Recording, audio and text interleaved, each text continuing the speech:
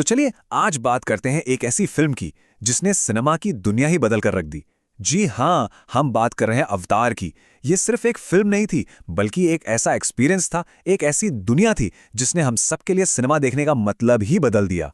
आइए इस पूरी कहानी को जरा और करीब से समझते हैं। लेकिन इस कमाल की फिल्म के पीछे एक बहुत ही लंबा मतलब पूरे 15 साल का इंतजार छिपा है। 15 साल! सोचिए तो जरा।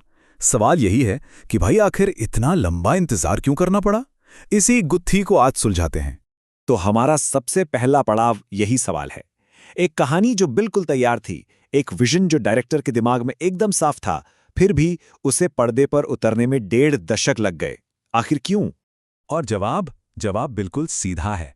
कहानी तो थी, पर उसे पर्दे पर उतारने वाली टेक्नोलॉजी ही नहीं थी। सोचिए, जेम्स कैमरून ने 1994 में ही अवतार की पूरी कहानी लिख डाली थी। उनके दिमाग में पेंडोरा की दुनिया, वहां के जीव, किरदार, सब कुछ एकदम तैयार था। लेकिन दिक्कत ये थी कि उस वक्त की टेक्नोलॉजी इतनी आगे थी ही नहीं कि उनके इस जबरदस्त विजन को सच कर सके। ये टाइमलाइन देखिए, ये पूरी कहानी खुद ब खुद कह देती है। 1994 कहानी तैयार, और फिर 1995 से लेकर 2005 तक पूरे 10 साल सिर्फ और सिर्फ इंतजार। कैमरून और उनकी टीम बस सही टेक्नोलॉजी के आने का इंतजार करते रहे, और फिर आखिरकार 2009 में जाकर वो सपना पूरा हुआ जब फिल्म दुनिया के सामने आई। तो सवाल ये उठता है कि इस इंतजार वाले लंबे समय में हो क्या रहा था? क्या सिर्फ हाथ पर हाथ धरे बैठे थे? बिल्कुल नहीं। असल में एक पूरी की पूरी दुनिया बनाई जा रही थी। चलिए पेंडोरा की इसी अनोखी दुनिया में थोड़ा और अंदर चलते हैं।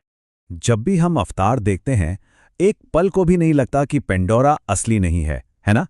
ऐसा लगता है जैसे ये सच में कोई जगह है। पर सोचिए, ऐसा क्यों होता है? क्या है वो चीज जो इस काल्पनिक दुनिया को इतना रियल बना देती है? इसका राज छुपा है डिटेल्स में। देखिए, जेम्स कैमरून ने सिर्फ चमकने वाले जंगल या उड़ने वाले पहाड़ नहीं बनाए। नहीं, उन्होंने उससे कहीं ज्यादा किया। उन्होंने नावी लोगों के लिए एक पूरी भाषा बनवाई। हाँ, एक ऐसी भाषा जिसे आप सीख भी सकते हैं। और सिर्फ भाषा ही नहीं, उनका पूरा कल्चर, उनके रीति रिवाज, उनका रहन सहन, सब कुछ तैयार किया गया। यही वो डिटेलिंग है जो पेंडोरा में जान डाल देती है। तो दुनिया तो बन गई, लेकिन उसे पर्दे पर लाने के लिए जो जादू चाहिए था, वो कहां से आया? चलिए अब बात करते हैं उस मैजिकल टेक्नोलॉजी की जिसने 15 साल लंबे इंतजार पर फुल स्टॉप लगा दिया। और उस टेक्नोलॉजी का नाम था परफॉर्मेंस कैप्चर। ध्यान दीजिए, ये सिर्फ मोशन कैप्चर नहीं है जहां बस बॉडी मूवमेंट को ट्रैक किया जाता है। नहीं, ये उससे बहुत आगे की चीज थी।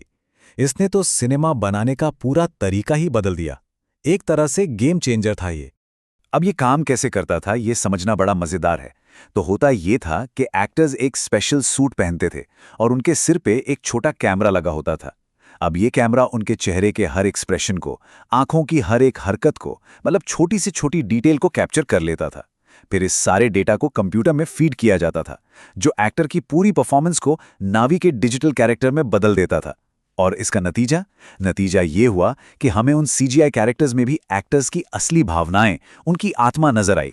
तो अवतार की कहानी 2009 में रुकी नहीं। अरे वो तो बस शुरुआत थी। अब यहां से आगे बढ़ते हैं और देखते हैं कि भविष्य में क्या है। मतलब बात करते हैं अवतार 3 की। तो इस कहानी में अगला चैप्टर क्या होगा? फैंस तो जाहिर है बेसब्री से इंतजार कर रहे हैं, और जेम्स कैमरून ने भी पेंडोरा के फ्यूचर को लेकर कुछ बहुत ही एक्साइटिंग हिंट्स दिए हैं।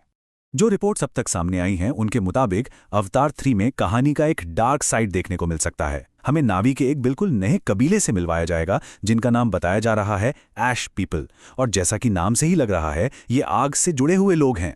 हो सकता है कि ये कहानी में एक नेगेटिव रोल में दिखें, जिससे ये पता चले कि सारे नावी एक जैसे नहीं होते, उनमें भी अच्छे और बुरे हैं। इसका मतलब ये भी है कि हमें पेंडोरा के वो हिस्से देखने को मिलेंगे जो अब तक नहीं देखे, जैसे कि ज्वालामुखी वाले इलाके। और आखिर में ये पूरी बातचीत हमें एक बहुत बड़े और दिलचस्प सवाल पर लाकर छोड़ देती है।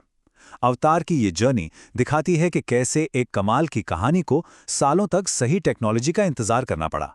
तो क्या इसका मतलब ये है कि सिनेमा का भविष्य हमेशा टेक्नोलॉजी के हाथ में ही रहेगा, या फिर कहानी की अपनी ताकत इतनी बड़ी होती है कि वो हर टेक्नोलॉजी की सीमा को लांघ जाती है?